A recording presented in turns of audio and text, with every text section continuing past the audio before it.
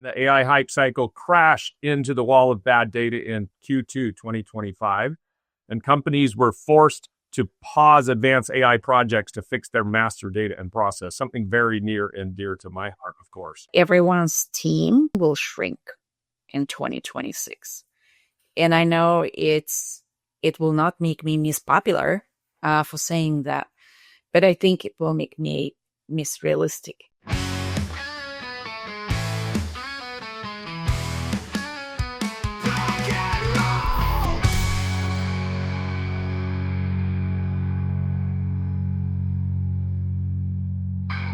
Welcome to Proc-N-Roll, your guide to practical procurement, where we make procurement rock and roll. Hello, Natasha and Conrad, my fellow co-hosts. Natasha, the founder and CEO of Candor Procurement, enabling transformation results for some of the world's top procurement teams. And Conrad, our in-house innovator, obviously founder and CEO of one of the hottest procurement startups, Graphite. I'm Zach. I'm your expert on all things procurement. Great to see you guys, just a few days away from Christmas now. How you feeling? How you been? Happy Hanukkah! Happy Hanukkah! I cannot believe 2025 is like wrapping so quickly here. Like we recorded our previous forecast for 2025, the predictions episode, and here we are looking at 2026 coming down the barrel. So it is maddening. Yeah, crazy, but doing great. You're pretty good. Yeah, it was one of the fastest year. But congratulations to Proc-N-Roll. We recorded about 40 episodes. Yeah, we're on our way to that magical 50th episode. I think next year we're ramping up again, right? We got some great plans, some great surprises. Yeah, that's the biggest. Watch us break it this 50 glass ceiling and moving and creating more and more and more. That's the best prediction for the year ahead, is Proc-N-Roll becomes the -- procurement podcast in the world. Well, thank you, Conrad, for introducing the topic today, which is exactly looking back at our predictions from last year that we did at the same time last year and what we said, how right we were or wrong we were, and then also putting our predictions forward for 2026. So, how are you guys feeling about how the year's gone by? Tell you what, why don't I do a little bit of a summary of what each of us predicted, and you guys hop in here if anything I say isn't right. But Natasha, I'll start with you. I think your predictions were, first of all, getting the basics right and going back to basics, that this will still be a key theme in 2025. So you're talking about procurement getting closer to the business and still streamlining and standardizing the operating model. You also talked about the maturity of technology and marrying that to the maturity of the teams. So teams haven't really caught up to the tech. I think that was a great prediction because I totally agree with that. And then we also talked about you predicted a transition from savings to value, right? Have those played out the way you anticipated? So let's put it this way. What I've observed is that a lot of companies were focusing exactly on that, because we are living in this a little bit schizophrenic world, and we spoke about it on previous episodes, that on one hand we are all about the most advanced technology, AI, everything, very sophisticated solutions that are offered to procurement leaders from various technology companies. At the same time, there are very many companies that do not have the right supplier risk management program in place, or that are still trying to figure out path to savings, where spend analytics that procurement operates with does not match the spend analytics that FP&A operates with. And it's not just a matter of timing, right? Like when invoices are processed and POs are issued. It's just very many companies that I've observed do not have a single version of truth. And speaking of many procurement leaders, yes, it's this duality of procurement dilemma still remains very, very real, that there's not a single company who would say that we figure out how to avoid redundancy, duplication. We are very, very lean, and we're extremely, extremely effective. No, the companies are still looking for savings, and that doesn't go anywhere. So our back to basics notion was rooted on the fact that there's some basics that must be done. Purify your data, have spent a methodical approach to spend analytics, avoid organizational redundancies and duplications, have supplier risk management and supplier relationship and risk management programs in place. Many companies continue to do that while integrating AI into their technology solutions. So we were right on the back to basics paradox. Yeah, absolutely.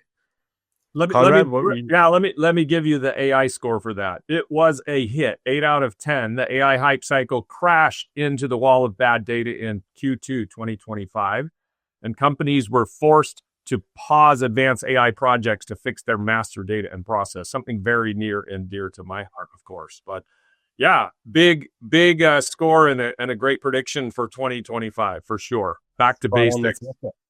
Yeah. All right.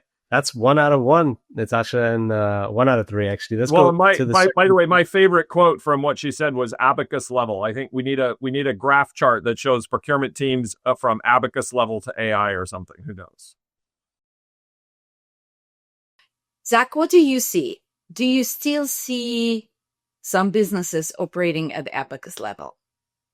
And I don't mean to demean anyone, but I've been part of the companies where the companies may be great, the brand can be world renowned, but the procurement operations still very, very rudimentary.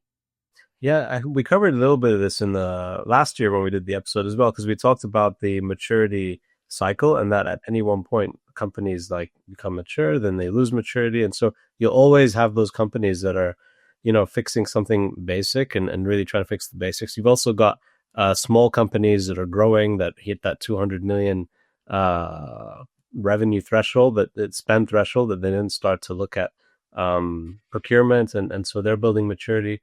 So it's always there, Natasha. Yeah, especially around the operating model. I constantly come across, especially large companies who have fragmented processes and stuff because of the years of M&A and years of sort of business activity that's gone on, So there's always that complexity that we're dealing with. Yeah, I was hoping AI would be a silver bullet, but obviously we learned pretty quickly that it's not. And yeah, I think we're going to still be dealing with the basics. But I think for me, there's a fundamental question in 2026 is procurement going to look in the future the same way that it's looked in the past? Are we being have we been really creative in reimagining what procurement could be with AI kind of first, or AI native sort of mentality? That's, I guess, where I'm thinking for 2026. But yeah, I don't know what you guys feel. Can I just add to one point that you said? You were hoping that AI would be a silver bullet. When I started my career in procurement 26 years ago, I got almost instantly introduced to the concept of BPO. And 26 years ago, that was outsourcing something, and we were still producing a lot of, my first job was at the Gap, right? And we were still producing a lot of stuff, not just the Gap, but the companies in the US. But the concept of outsourcing into Southeast Asia became very, very prominent, and a lot of companies were doing that. And I learned very early in my career from the leaders who surrounded me, procurement leaders, very smart people who were saying that when the business partners, when stakeholders were rushing to outsource without fixing the issue, and the outsource providers were saying, like, we would love to take your business, but you have to fix your processes first. Because if you just move, like, it's kind of like garbage in, garbage out, you have to figure out how to do things right first, and then you can transition it. You cannot take broken processes, broken solutions, like lack of logic in how you're approaching business, shuffle it to someone and say, you figure it out. Well, they will figure it out how they think about it, not how your company needs it. The BPO provider is your provider. It's not, you do not outsource your brain function. You create the solution, you design it, you make it right, and then you outsource it. So I think very often, and at some point, we were looking at technology, we were looking at like, oh, if we would just implement Coupa, then everything will be solved all at once, right? Like very often, we can name many other of those silver bullet hopes that we had throughout our career and said like, if we just have this, we would instantly go to nirvana. No. That's why I'm peeking into 2026, and I think we're still going to be focusing on making the processes smooth, frictionless, user-friendly, because it doesn't matter how sophisticated our technology is. If our processes suck, then nobody will follow them, and we're still going to have a lot of schizophrenia in our environments. It's interesting. Your first two predictions last year, Natasha, back to basics and this maturity gap, like technology's way ahead of the organizational's readiness. Those are kind of similar, right? You got to get the basics right so you can put technology in.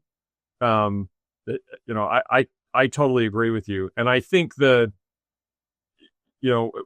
talk about like next year. I think as we get a little bit deeper into the chat today, but these are really big problems, and they take a lot of effort to solve. It's way easier to just sign a contract with Coupa than it is to actually go fix the problem. You outsource something like you said to BPO. By the way, BPO they have zero motivation to actually, depending on how you write the contract, but in most cases to actually make it more efficient. So you outsource this thing that doesn't work really well. They charge you a bunch of money for it because it's freaking chaos. And they're not, they just they want the revenue. They don't want to, cut it in half and charge you half as much. They have zero motivation to do that. And considering that most of the revenue models based on the butts and seats, then yes, their motivation to fix it is very, very low. That's why, like, we always contractually obligated the seat reduction with volume increase, but it can only be figured out jointly. So are we in agreement that the processes will stay in focus for 2026 too? 100%. Yes, definitely. Yeah, AI says your second one is a bullseye. You got 9 out of 10. Massive shelfware issues this year. Companies bought advanced autonomous sourcing bots, but didn't have category taxonomy to run them. Very much like master data. So you get an extra point there as well. You're shooting for 17 out of 30 so far. All right. Well, there's the last one, which is the savings to value prediction. Natasha, I can speak on this. Savings, and it's still, like Natasha said, it's still a top priority for a lot of the clients that I've worked with in the last year. But yeah, I do see it as it's not happening in isolation now. It always happens alongside more transformational programs that are focused on risk or innovation or something alongside those, like orchestration. So yeah, I would give you high marks for that one as well, Natasha. But I don't know, Conrad, you want to weigh in? What have you seen? All right. So sorry, I know I'm parroting AI here, but like I need a big wah wah some sound effect here, right? So AI says that scores 5 out of 10. It is the procurement dream again, but in the tight economy of 2025, the CFO still demanded hard dollar savings. Value is too fluffy for the board. Which, I'm sure this is a little bit like the maturity thing we talked about before. There are some organizations, CFOs, and boards that understand the bigger value picture. But, generally across everybody, I think this is aspirational. It probably stays aspirational for quite a while. Yeah, let's see. I think it needs time to play out. So what's the total score then for Natasha? Conrad? Total score would be 22 out of 30, a really great score. So, wait, I did not know that I was scored. What are you evaluating me against? Zach, let's evaluate you against Zach. I'm gonna do you next, Conrad. So let's go. All right. Let's. And right. I'll be honest with. I'll be honest. I'm just gonna tell you how it scores. These aren't my scores. This is Gemini magic here. Yeah. So I told you that AI is not a proven solution yet. No. That's a hallucination. That very easily could be a hallucination on all of that. But I mean, if we go back and think about the practical reality that we just talked about, back to basics, the maturity, high scores on those, whatever you call them, 8 or 9 out of 10, really good. Savings to value. I think Zach's right with his commentary that, everyone wants value. I don't know how to measure this, Natasha and Zach. I don't know if you've seen in your working with various CFOs, if the CFOs are really embracing that. I think what really drove probably this scoring this year is all of the tariffs and everything else. Like, go fix this. We got to get the money. We got to fix this. We got to fix that. And so there absolutely has been a huge focus on real dollars this year instead of maybe more indirect or, other value related savings goals or delivery to the CFO and the board. Tariffs certainly played a role, but overall, and inflation played also pretty big role. But overall, other than a handful of tech companies, the stocks of majority of the companies in the world, not just in the US, operates way below it operated in 2007. Like this bounce back to the highest value hadn't happened for a very long time. Massive article in Economist or in Wall Street Journal yesterday was about it. That has been like 19 years in the waiting for majority of the companies for stocks to bounce back. And I know you already evaluated me, and I'm very unhappy with my 22 out of 30. So I think that your program sucks. But I just want to add one thing because it's important, and we'll get back to it again in 2026. My whole professional life, me and my procurement fellows, we were trying to convince CFOs, do not view procurement as a cost center. View procurement as a profit generator. And this year, I heard it from 5 CFOs that that's what they would like to see their procurement organization to be. And they were asking us to help them build how you transform procurement organization so that they can contribute to revenue generation and not just being a cost center. That's awesome. That's an awesome signal. Generally to hear that from finance leaders at that level and above the procurement team, so it isn't just aspirational within procurement. Yeah, I mean, believe me, I'm not voting against that one. I think that one is really needed. I think if you give the AI Natasha's anecdote there, she might get a higher score, Conrad. Maybe we do that. I'm just kidding. Hey, we're not giving participation awards today. Gemini's doing the scoring. After this, I'll run it through 3 different models and see what Elon Musk says about Natasha's predictions. Okay, so I think your predictions, Conrad, first one was more investment in technology, right? In terms of delivering that Amazon-like experience. You also had one around talent and procurement, really focusing on talent, make sure they have the right talent to help them develop, etc. And then your third one was around risk growing in importance as well and becoming core competency for procurement having to deal with a growing list of regulations, etc. How did I summarize those?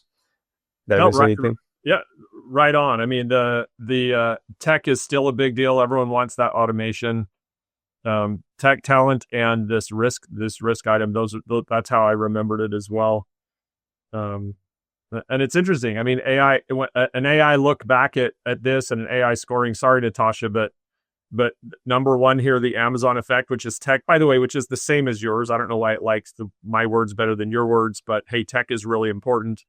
It scored this one as 10 out of 10. It says this was the Oracle prediction. It was the trend of 2025. Intake management, Zik, level path, Oro became the hottest category because it solved the user experience problem.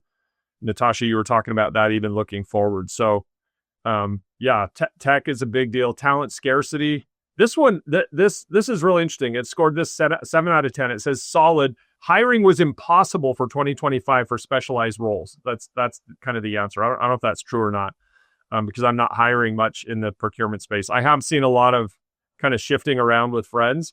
That says however, the solution wasn't just automation. It was the rise of gig procurement experts. Which, by the way, you could kind of say that's a little bit of what you're doing, Natasha, right? So it's sort of like I'm stepping out of that role and I'm going to show up and help you in these ways because I have this kind of expertise. But, anyway, interesting. I hadn't really thought about it that way, but I guess if you're having a hard time, kind of the blend of the two, if you're having hard time finding the talent, then you start looking through other mechanisms to fill those experience, wisdom, and talent gaps in the organization. I had a few interesting conversations around talent this year. I think a lot of CPOs I spoke to were looking at talent and thinking about what talent they'll need in the future. And it wasn't an easy question to answer, right? I think my go-to sort of my point of view evolved to be, procurement should be looking for the consultant style job description, if you like, or talent profile, if you like, because we're now entering this kind of transitional state and there's so much more knowledge work that needs to happen in procurement. And so you need someone who's a bit flexible, but still keeps that commercial mindset and is able to deliver commercial priorities. I think you were spot on that one, Conrad, as well. Well, and part of that consultant is you got to be able to talk to people, right? You got to be able to trust the consultant to put them in a place around executives and anybody else, and they're not going to sound and look like an idiot, which means that they have that professional leadership, communication, EQ. Absolutely. Yeah, be more like stakeholder focused for sure. And I think we've seen that with intake and orchestration. We'll talk about that in a bit, I'm sure. Your last one was risk and the focus on risk. Again, anecdotally, I don't know about you, Natasha, from my point of view, risk was a big theme. I think a lot of my clients tend to be in financial services, so that's obviously one reason why I would come across that a lot. But yeah, I think what I've seen this year is just a frustration with the growing number and complexities of risk, the misalignment in businesses around risk policies, etc., and procurement being asked to manage it all and shepherd stakeholders through it all. I think it's becoming a very tall order, and I think a lot of stakeholders are now getting frustrated, even though it's not procurement's fault that the process is so complicated because they don't own the policy for a lot of these risk processes, etc. So, from my point of view, Conrad, yeah, I think you nailed that one as well. Well, it's the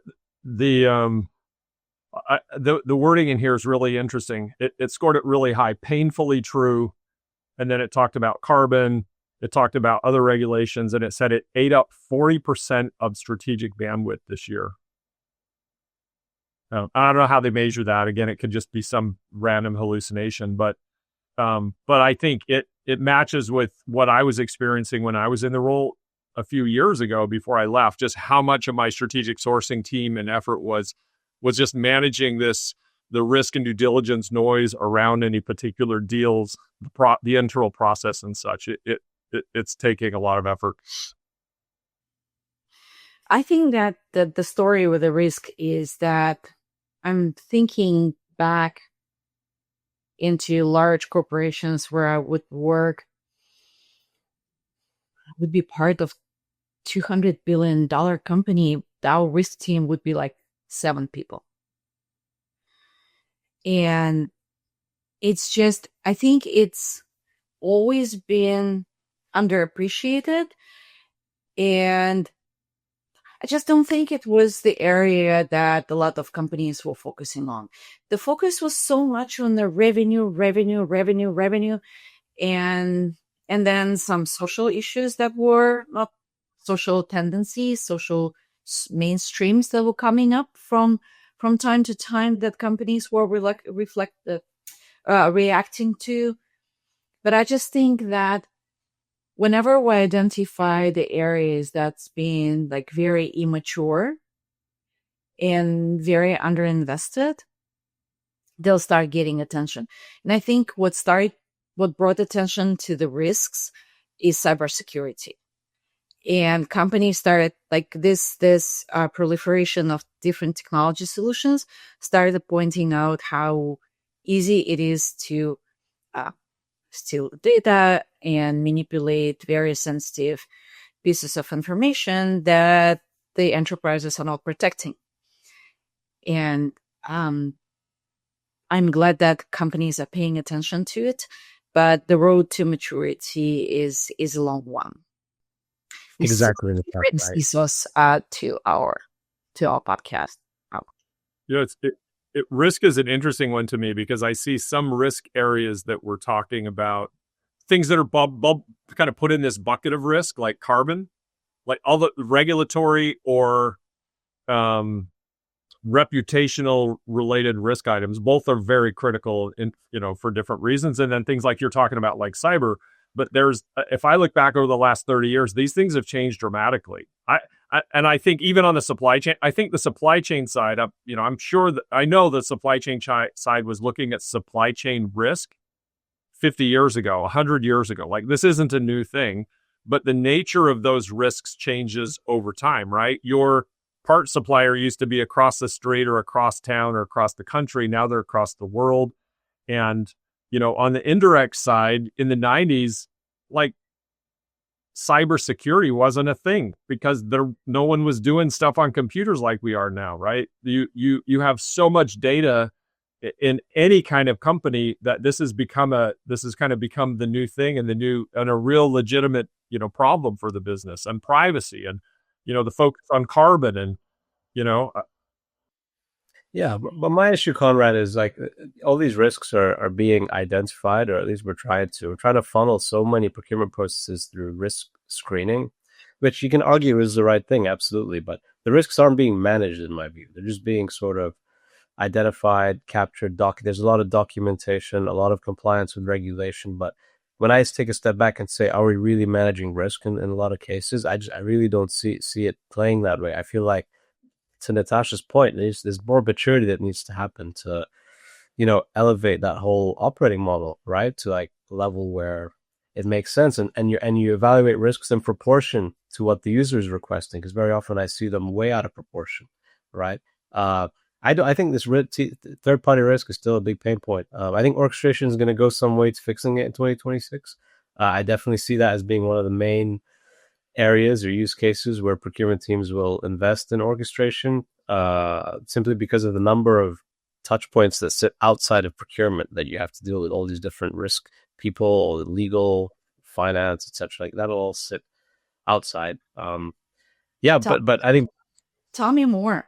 Like, how do you think orchestration will help me not to hire a supplier that is currently in 3 lawsuits for the services that I'm about to hire them? It'll help you the same way you'd run your process today. It's just that process is more automated, more consistent. So if I don't have the right process, then the automation is not going to do anything to me.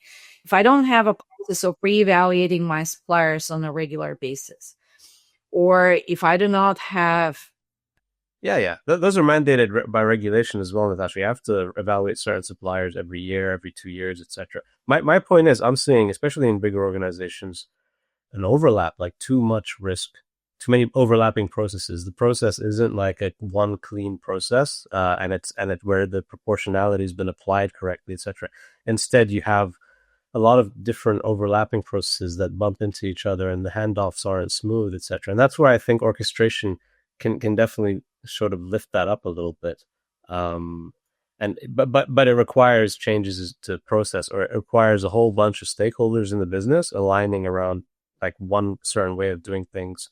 You got to bring in different people from across the business, from all these different risk areas like sustainability and cybersecurity and information security, and you got to bring them all together and somehow get them to agree on what that operating model looks like. I still see that evolving. This year it's still evolved, and last year it evolved, and I think next year it'll keep evolving.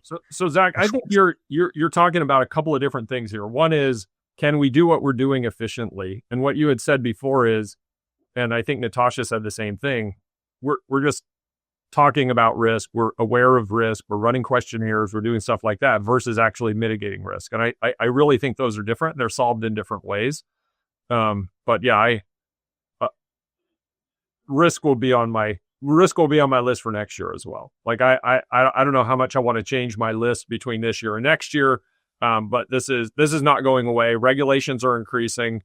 The impact of these, and they're shifting, right? I think with different political agendas, different things that are in the risk or the ESG bucket are kind of have different priorities and whatnot. But oh my gosh, like pandemics and tariffs, these are things of like, that mean so much more to us over the last 5 or 6 years than they did, 20 years ago. And I don't see any of that changing. I see politically a whole bunch more nationalism.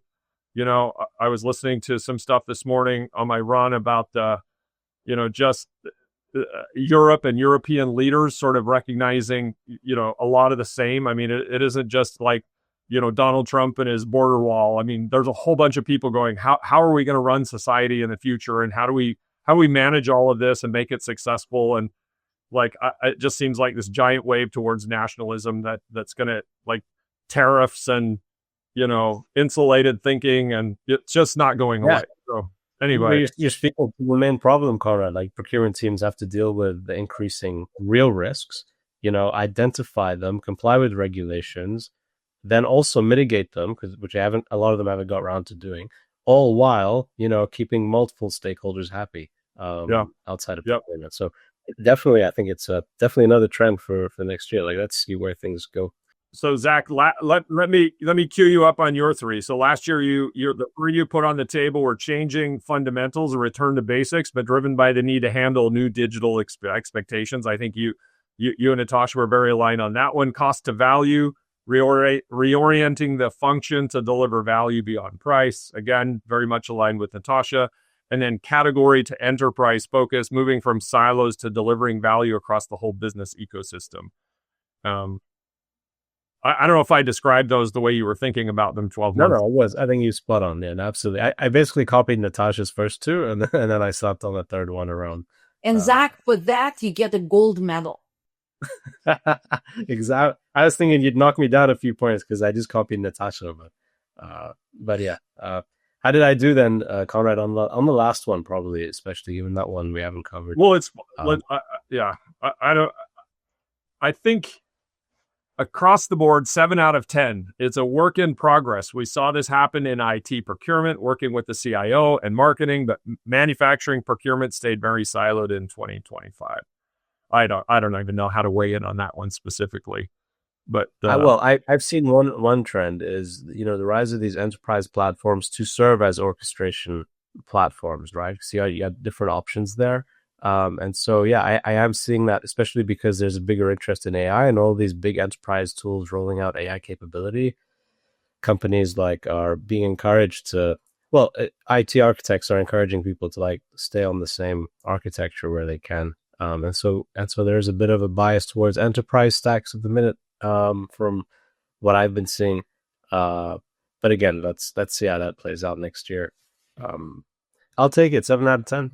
The AI gave you an extra point, partial credit, while value is still hard to sell. Zach gets an extra point for mentioning orchestration. The specific type of value making things flow is huge. So, all right, extra point. Yeah, nice. Yeah. Well, what are the predictions then for 2026? Do you want to talk about those a little bit, Conrad? Have you got any predictions? No, I mean, I think it.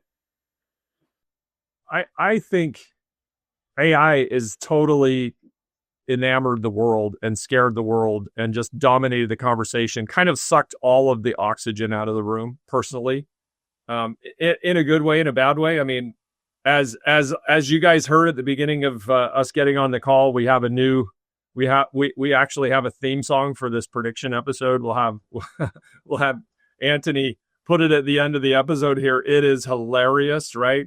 But from making photos to making videos to making songs, it's insane what AI can do. I haven't seen that same kind of massive breakthrough in procurement tech in all aspects. I will tell you that I use AI for legal contract analysis all the time, every day, to analyze a document, to identify. I mean, even the hours and hours and hours I used to spend trying to make sure the contract was right, because they always referencing clauses here and there and everywhere, and this takes hours and hours of effort down to minutes. So there's tremendous ways to use AI within our jobs, but I think it's on everybody's mind, and it's going to drive everybody's thinking in the year ahead. So I would say, last year I said this Amazon effect, this technology, everyone wants automation. I think everyone is still caught up in this hype cycle of AI, but maybe with a little skepticism now. Like, is it really going to deliver? How's it really going to work? those that made investments and found out that they needed clean data. Hello. So this, I think what I will do is I will steal from the two of you from last year and kind of talk about the basics, but I think I'll do it in the context of AI. Like, you've got to have your data right. So I would say data is a huge focus of 2026. People are internalizing now that the AI, the truth and the predictions and the usefulness of AI is going to be, it's going to be measured by the quality of the data that you're using in your enterprise. And so there's going to be a huge focus in 2020. I know that's kind of self-serving to say all that, but I really do believe that there is an emerging realization. We're feeling it in our business. It's a big part of a lot of the conversations that we're having. I think AI is also going to impact talent because of what you said, Zach. Everyone's like, well, I don't know who to hire. What do they need to look like? Should they be making agents or should they be negotiating contracts? So I think people are a little bit like deer in the headlights around talent. Who do I hire? Do I need to hire? I think on the budget and CFO side, there's some illusion that they just need to keep pushing back on ads for new headcount because AI is going to close that gap. I think in like 20 different ways, talent is going to become really hard in the year ahead. And there is a number of really interesting, very cool open jobs right now around, folks I talked to. Natasha had a really cool party last week, and sorry we missed you, Zach. We're going to have to plan ahead and get you out here for that. But I was talking to people there that are moving around. There's a fair amount of movement between procurement leadership roles and they have options, right? One of the gentlemen I spoke to was evaluating at least 2 different options for a procurement leadership role. So talent's really interesting. And then I would say, thirdly, this risk thing isn't going away. It's just not, because everyone is talking about how frustrating procurement is because primarily this issue. All the other automation and everything that we put in place, if we don't figure out how to do this better and also well, because what happens is we go automate it, we make it work faster, and then somebody who is checking boxes instead of mitigating risk doesn't do a good job, and that basically just turns up the risk dial. Everyone in the company goes, well, we need to spend more time on this, and we need to ask more questions, and we need to do more research, and so they hire more people, they raise the bar, and more has to be done. So that's a solid. So again, back to basics, but in the context of organizing yourself for AI and getting about AI data being a huge part of that as well, and getting the data right. And then number 2 and 3 is one around talent, figuring out what skills are going to be required in the new digital AI enabled operating model, and then risk still being the big pain point, or the big thing that's shining a negative light on procurement in the broader organization because of the experience overall. So does that summarize it then, Conrad? Yeah. Yep. I hope that isn't too much of like an easy look at what the future looks like. But these are pretty good. And those are not me looking at AI. I have a whole different list that we can talk about if you want, what AI think is going to happen next year. But I think these things that we're talking about are the underlying root of what is driving things next year. All right, cool. Natasha, what about you? What are your top predictions for the year ahead?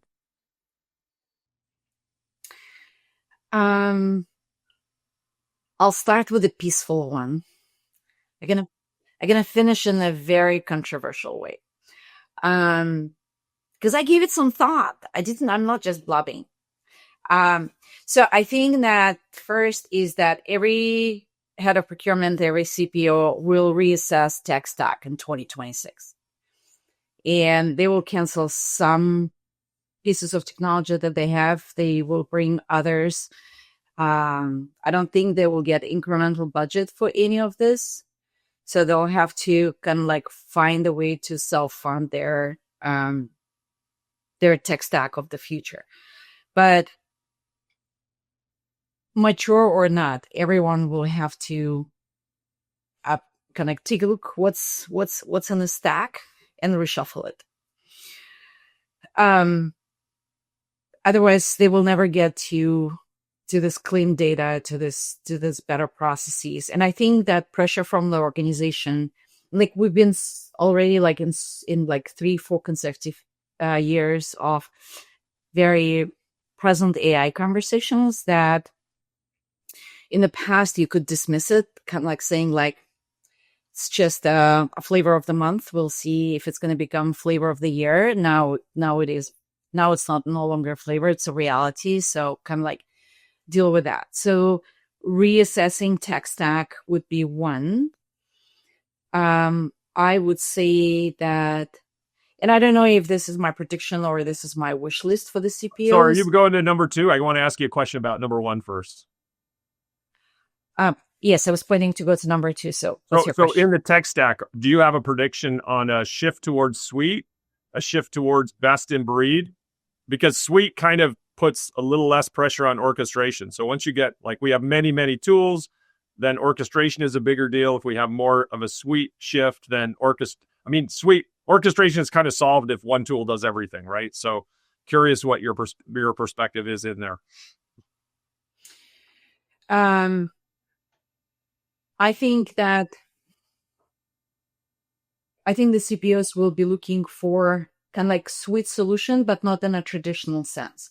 I do not see a lot of SAPs and Coupas to be implemented in 2026. So I wonder if I would be a CPO right now, I would be looking for a couple of best in breed and then one overarching umbrella and one orchestration. But I would look at my, let's say, for example, supplier onboarding, right? Like in my last enterprise, I had 3 different tools for supplier onboarding. I'll be looking for one. I don't have to onboard diverse suppliers in a different way. I would partner very, very closely with finance and see how they, and just evaluate every step of the process and what tool they have for everything in P2P or S2P, whatever, however you call it in your enterprise, and see what can we carve out, what can be eliminated. So I think close partnership between legal, finance, and tech will be even more instrumental. But we procurement people always want to have one solution that does it all. Technology providers explain to us it's not possible. You're always going to have multiple pieces. So then if I have to have multiple pieces, can I minimize number of multiple pieces that I have, make them best of breed, and have one overarching umbrella that when all my stakeholders that do not have PhD in procurement and do not have to have PhD in procurement can just open the front door, start typing, and then be walked through the process without them asking, can someone help me with this requisition? Can someone help me? What's the status on this? Why does it take 45 days to onboard supplier and 2 months to onboard an independent contractor? But behind all of it is easy. Has to be user experience has to get better. It must. Yeah. Yes. I don't want to repeat about the process because you already said that. That process is that well-defined process is fundamental. This is where this technology will be sitting on. So if I'm a CPO today, then I would be looking for minimal number of best in class solutions. And then one overarching umbrella that walks my end users, stakeholders, business partners through the process. I love it. Thanks for engaging. Thanks for diving deeper on that one. Yeah. So my second one would be responsibility to train procurement team on the enterprise mindset versus functional mindset. We touched on it last year, but it goes back to we brought this notion many times in our previous episodes that stop talking to your stakeholders about procurement. But I would take it deeper than that. That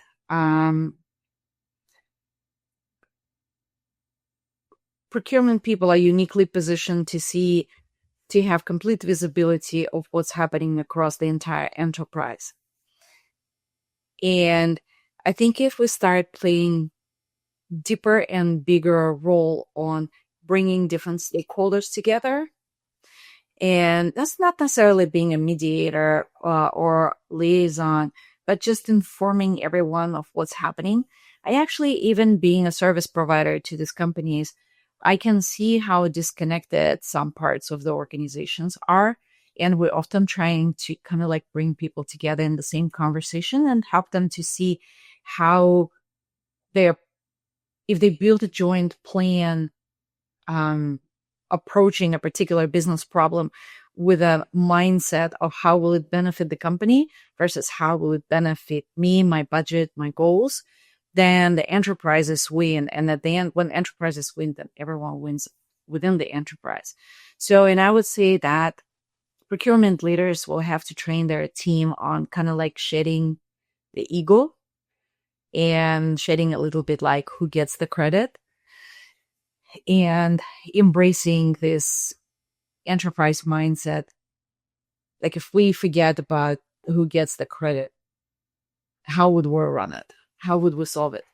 So I think that would elevate procurement organizations onto very respectable level within the organization.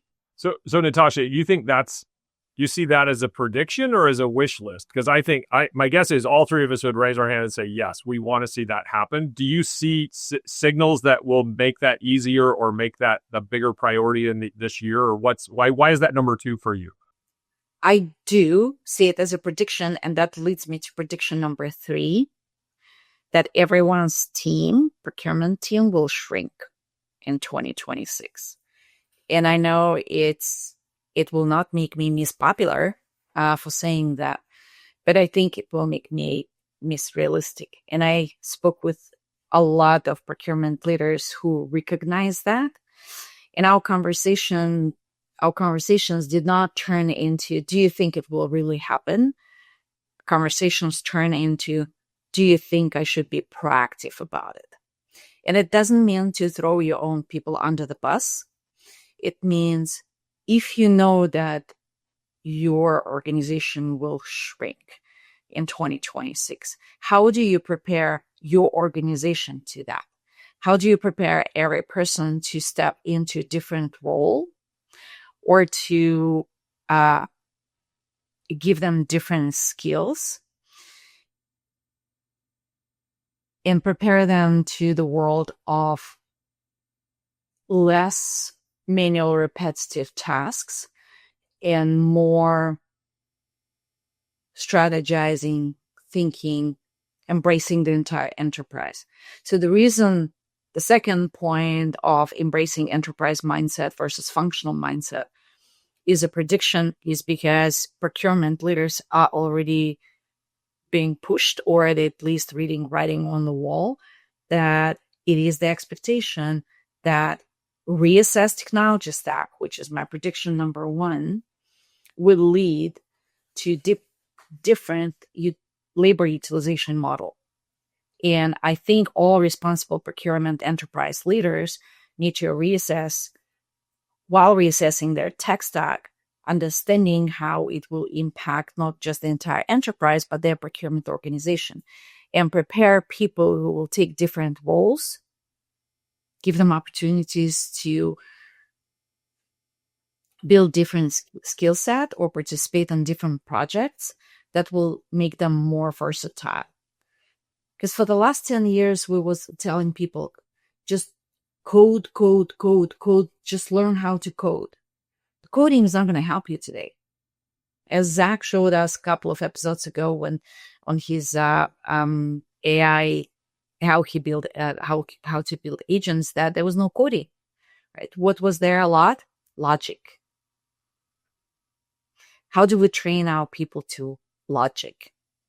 Technically, it should be trained in elementary school, but in the US, we don't have this approach to the education. So how do we bring our team there? So my three predictions, they are connected. And it's not just the wish list. Maybe it's partially wish list, but that's what I would love to partner with as many CPOs as would be interested. In my perspective, I would like to have conversation with them on how to make it happen. I think it's really, sorry, Zach, I think it's very interesting what you're saying around talent and the team shrinking. And I'm curious whether that means, I mean, in our careers, we've seen sort of shadow IT or shadow procurement and kind of the centralization and move to shadow. If the team gets smaller and we're more engaged with the enterprise, then that almost feels to me like a prediction that the enterprise functions are going to be doing more supplier management or more supplier work and, more procurement work, but in a decentralized way. And the procurement teams are going to be coordinating and guiding and supporting and consulting with them. Or not. Maybe it's technology is going to fill the gap versus that sort of decentralization and the business being more engaged in what they've traditionally just thrown over the wall to procurement. I often ask procurement leaders, what's more important to you? That people utilize procurement or people follow procurement processes? And many of them say it's more important for me that they utilize procurement. And I think we're stepping into the era when they will be utilizing procurement processes without utilizing procurement, and that actually will be okay. No, it's exciting, actually. Zach, you've got to have three. What do you see in the year ahead? What do I see in the year ahead? So I think similar themes to what you guys have mentioned. I see a bit more focus on the operating model. So one, from the point of view of getting the basics right, and you always have these companies getting the basics right, but now more companies need to get the basics right because AI is coming, and a lot of CPOs have spent the last year or two kind of pondering, how does AI work? What is AI going to do for me? They've engaged in some pilot projects throughout this year, and they've tried it and tested it out. But I think next year is going to be the year where CPOs and then leaders and then even their leaders are going to say, okay, where is the tangible value from AI? Where is this being successfully executed consistently?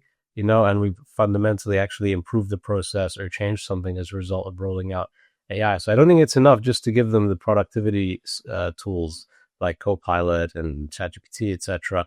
But actually, where are agents being rolled out into the process, and where are they now being relied on? But to that end, I also agree with you guys that the user experience is still going to be like super key. And I think to Natasha's point, you want less systems so that you can really clean up your data. But then where do you put your single source of truth, and how do you orchestrate all these systems?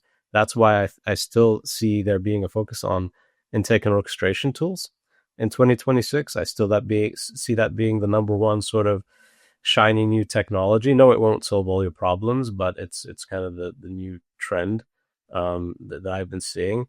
And I do see to what you guys said as well, this decentralization. I see that 100% happening, driven by a couple of things. One is the need to increase business partnering, because I think procurement teams are realizing we want to be business partners. Yes, we want to automate self-service, but that doesn't mean we want to stop business partnering. We want our strategic spend to be managed well. And so we need our people in procurement to get closer to the business. And so we do need to decentralize more. We need to involve more business stakeholders in procurement. They need to be able to navigate all our myriad complex processes, seamlessly without having to check guidance ever, right? So the death of guidance maybe is a 2026 prediction, right? Where all guidance just disappears and it's embedded in like tools, or it's in an AI chatbot that can guide you through end to end. I do think that'll be the first year we start to see some of these cool agents and stuff. The other thing that I this is one is a bit of a oddball or curveball. I think we're going to see a bit more, not just on automation, but back looking at outsourcing as well. So I think as they rejig the operating models, the opportunity to get transactional tasks executed offshore, I think is still going to be, or by a managed service provider, is going to be very attractive. The question is, will there be AI to automate that need? Totally. And for me, I keep thinking back to, actually, it's still going to be quite easy and faster for a lot of companies to just outsource these low value transactional processes rather than try and automate all of them. Or, they'll have a few that they focus on, but BPO is still going to be around for a while. And that's one way to free up your team and free up the requirement on permanent talent and permanent employees by utilizing more of this offshoring and concentrating on the core kind of values, etc. And then my last prediction is just that in the market for procurement technology is going to consolidate because there's been a huge explosion in proliferation. I don't know which direction it's going to go. Maybe the suites buy up some of the smaller point solutions, etc. But right now, anywhere you look, you find procurement tech. There's a tool that works for some vertical or some particular function. It's everywhere, right? So, I think 2026 we start to see less noise and more, of the emerging winners in all the different categories and across them as well. So, a bit of a feel for me, but there you go. That's what I managed to write down. I'm curious whether this nationalism and this sort of job, like there's a lot of conversation in the United States about like reshoring jobs and a bunch of stuff like that. You can argue whether that stuff's a good idea or a bad idea, but putting offshoring jobs to India or other low cost places to take advantage of the labor arbitrage kind of works against that, right? So, I won't be surprised if these countries start thinking about tariffs against services like that, where you kind of hey, if you take what would be a job in the United States or one of these other countries and you put that in India, like that's fine, but you're going to need to pay a bit of a tax on that just to discourage moving all the jobs around. I don't know if that'll be a thing or not, or if tariffs are kind of unpopular enough that they'll kind of be put in the rear view mirror. We'll see. I'm actually surprised. I'm surprised they didn't start with the tariffs on the services. That would be much, much easier to implement, much easier to track, and it would impact less consumers. So actually would create less turmoil among population, right? And you can restore some of those jobs a little easier too, right? Because you can, a lot of times, especially in the world of today, that's, I call Delta Airlines for support and somebody at their house picks up the phone and gives me, extremely good support. But anyway, or extremely bad support, which works both ways. Well, I'm lucky enough to be on Delta planes all the time, so they put me in the upper echelon of support agents, I'm sure. Lucky you. But I was having a conversation with one of my colleagues, and he asked me a question: what's going to happen if tariffs get rolled back? And I'm like, wow, yeah, let me think about it. Who will be the greatest winner? Like all the shippers. Is there's a lot of inventory sitting right now unutilized in Southeast Asia because companies just like not shipping it in the States. And sorry. Yeah, and shippers like ocean freight market is right now very soft. It's an excellent market for the buyers. So as soon as it rolls back, the containers will go back to the cost of during the time of COVID, which was obscene. I hope not. No, I mean, I would say geopolitically, there's still a couple of really big uncertain things and scary things or whatever changes that are on the horizon. I pray every day that the war with Russia and Ukraine will end. I think it's devastating. That people are that we're still killing people in 2026 instead of solving problems in a room. It's just so sad. But Russian president was very clear that he will get what he needs either through negotiation or the war. And negotiations haven't led to anything, unfortunately. It's just so sad to me. But anyway, that war is continuing. I'm hoping and praying that can come to an end, and that may sort of change. That may thaw some of all of the sanctions and everything. It may open up markets and open up supply that have been locked down pretty tightly over the last couple of years. And then the other thing is this coldness between the United States and China. There's all this battling over things that appear to me in the root battle is over really sensitive things like access to rare earth minerals, batteries, supply chain components that impact pharmaceuticals and technology and weapons and other things like that, versus dolls and clothes and toys and a whole bunch of other things in the economy that are kind of jammed up in the middle of all of that as well. I guess I would predict in the next 12 to 18 months, there will be a thawing of that bitter kind of battle, because it's just contrary to the benefit of, China and the rest of the world to fight about these things, particularly the United States. I mean, we still want low cost goods and supply, especially TVs and toys and other things that are probably, that fall outside of that bucket of national security and medicine and other things like that. So I think that really, we could see some really big shifts that impact a lot of what we're positioned on, which is a bit of a rollback on tariffs. Natasha, I'm part of that. When you said it, I was like, oh, that will never happen. But these huge tariffs and these huge disagreements and, economic cold wars, are definitely going to change in the next year or two. Well, I think that political decisions are always dictated by financial consequences.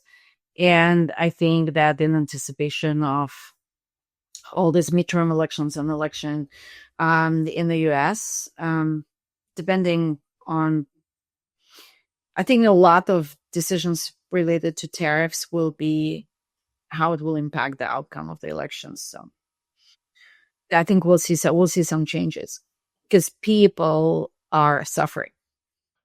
Would you guys want to hear a 2-minute review of what AI says the top 10 is for next year? Yeah, let's do it. Really fast. Number 1, agentic shift. Co-pilots get fired. Chat with your data phase ends. Basically start assigning tasks. Go find 3 suppliers, send them an NDA and flag any red lines. Is kind of the prediction. We will see the first autonomous sourcing agents for tail spend. A bot will run the entire process. I don't know. That feels a little optimistic to me. Maybe that's pulled off of somebody's marketing website. But I think we're getting close to some of that. The Sweet Empire strikes back. I thought this was hilarious, Natasha. It touches on some of the things you were talking about. Best of breed explosion causes massive fatigue. The reality, big players will either acquire niche players or build good enough versions, and the CPOs will cancel niche subscriptions to save money. That's for sure. Yeah. And that what you were saying about like shake up the tech stack absolutely is covered in there. The anti-ESG pivot here that's happening right now. The political climate makes it a dirty word. The reality is the work will continue because Europe demands it. Branding will change on this, but ESG isn't going away. Number 4, the return of hard negotiations. The customer choice era is paused. The reality is cost engineering makes a comeback. We stop negotiating price and start negotiating specifications, should cost and such. Again, really interesting. The data divide, we talked about this one as well. The prediction gap widens between companies that cleaned their master data and those that didn't. Data is going to hold everybody back. Really interesting prediction there as well. Of course, one that's near and dear to my heart. The fractional procurement team. This again is talking about this gig expert.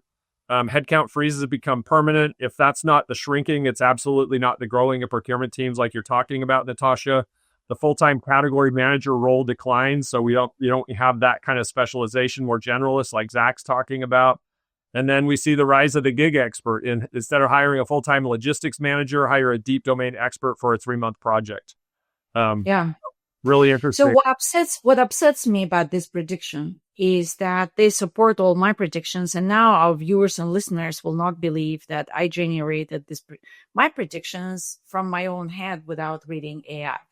But I carry proudly the badge of being the least AI relying person among the 3 of us. I have the same concern, Natasha. Like, hey, how am I going to look at these predictions? Because it's so nice and natural to be smarter by using AI. I intentionally did this, like, even though I saw this list before, I set it aside and said, I'm not going to just like pick the top 3 off of this list. I really do think that, yeah. So the things I picked were mine, and the things you picked were yours. Zach, I don't know if you used AI to No, compare 100%. No, I didn't use AI, but I did go online and I searched various publications from various publishing bodies, such as read white papers and stuff. So number 7, cyber attacks are going up. That's interesting. The orchestration layer wars, Zach, you talked about that. That's number 8. Number 9 is interesting because it kind of it goes a little bit against what you were talking about, Natasha, because it says nearshoring hits a talent wall.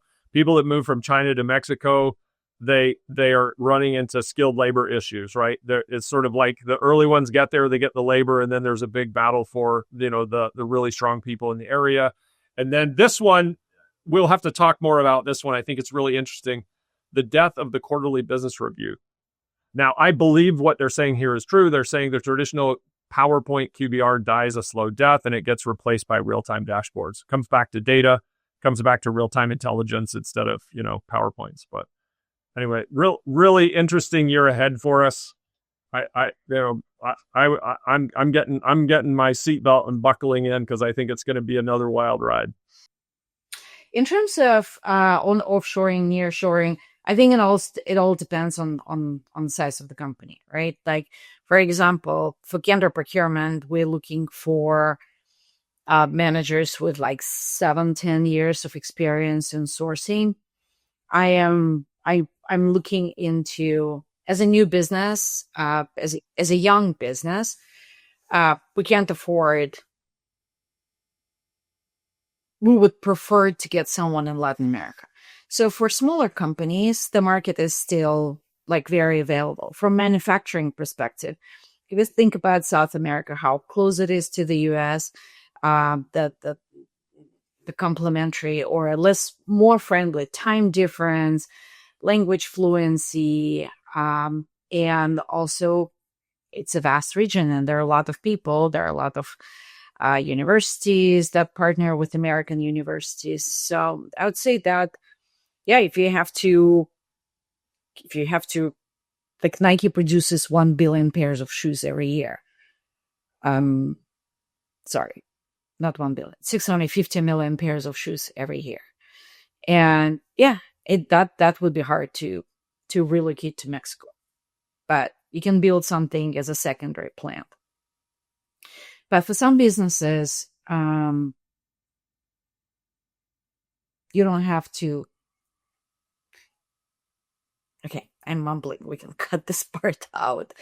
But my point is that it depends, right? Like, Apple cannot move to Mexico and drop its China operation.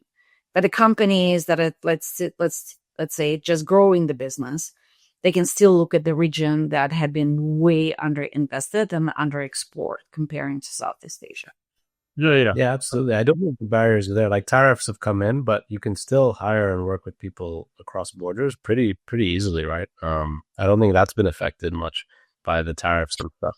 So, well, I think personally, I hope that there isn't a whole bunch of political obstacles they hadn't put in the way of doing those kind of things. Half of my organization is outside of the United States, mostly in Latin America. We're getting incredibly talented people, very capable. And we're doing it, largely in a whole bunch of different places and countries where people are working from their homes. And while it's hugely beneficial to us, like you're talking, Natasha, to get a much better like price for the person, and at that price, even get a much more talented person. It's also really great for these people as well, because, generally when that happens, you're giving them a premium on what would get paid going across the street, like in their local economy. So it really benefits everybody, except maybe the argument that the person down the street in, California or Utah or Chicago doesn't have the opportunity for that job. But I actually think we're in a talent shortage, not a talent abundance in all of these places right now. So anyway, I would say that the great skill set remains to be in a very, very high demand. Experience is still a currency. Well, gosh. So, Natasha, happy Hanukkah, Merry Christmas. Zach, I don't know if you're a Christmas guy, what your family celebrates. Yeah. Oh yeah, Christmas. Of course. Yeah. Well, I'm sure. excited. I'm excited for the holiday and the new year. It's just a day or two away now, and then we're getting into 2026, which is like mind blowing. This was very, very fast here. Probably one of the fastest. And I'm not attributing it to the fact that someone said I'm getting older. Did I? I hope I didn't. No, nobody said. No, you are good guys. You good guys. You wouldn't say that. You're Happy holidays. Like 20. I never would have predicted 2025 that you would cut your hair and like have a like it's a.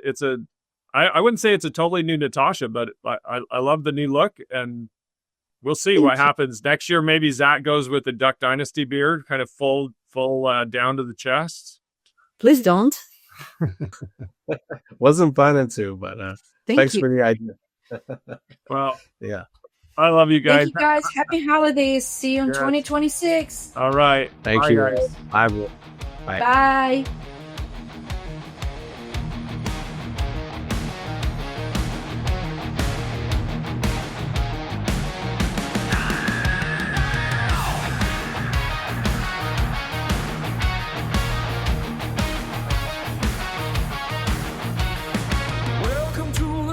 Retrospective, Natasha, Conrad Smith, Proc-N-Roll, 2025. Let's see who made the grade. Natasha, the pragmatist, took the stand. Said you're buying tools you don't understand. We're stuck on the abacus, losing the map.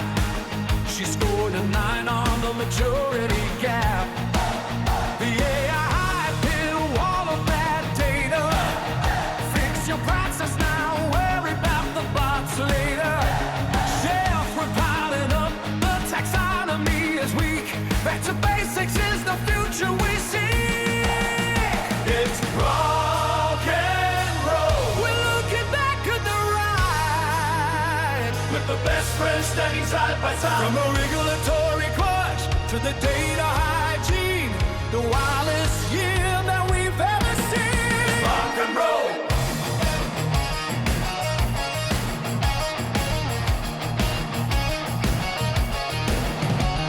Then Conrad the fearless stepped in the light, with the Amazon effect shining so bright. A perfect 10, the oracle speaks. Easy user experience is what the market sees.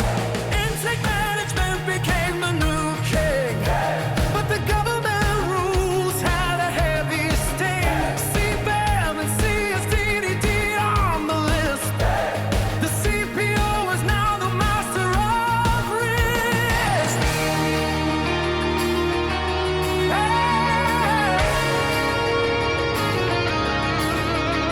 But we all missed the mark on a single desire.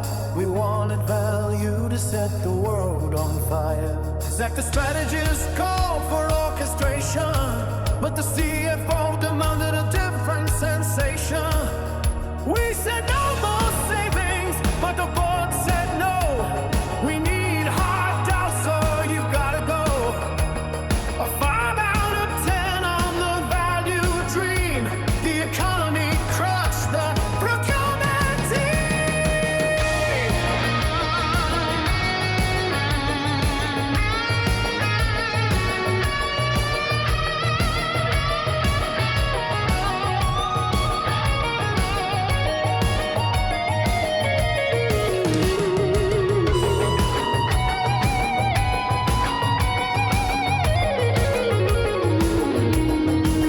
So Zach got partial credit for the enterprise view. Connecting the silos for the chosen few. Natasha won